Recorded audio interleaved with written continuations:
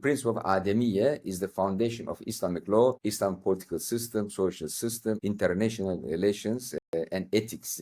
So I am unearthing and exploring this concept, and also the multiplex worldview of Islam, which is grounded on open ontology, open epistemology, open methodology, and open concept of truth. And you may also call it ontological pluralism, epistemological pluralism, methodological pluralism, because it accepts different levels of existence, different types of knowledge, and different methods in scientific research, rather than trying to reduce everything to a single level of existence, so a single type of epistemology, to a single scientific method, which eventually leads to authoritarianism, exclusionism, and discrimination. The best example of open system, it starts with Prophet Muhammad, what he did in Medina, and later four rightly guided caliphs, Abbasids, Umayyads, Seljuqis, Ottomans, Safavids, Mughals, and Andalusia. These are practical examples of it. So I explore the conceptual foundations in Islamic law, theology, philosophy, as well as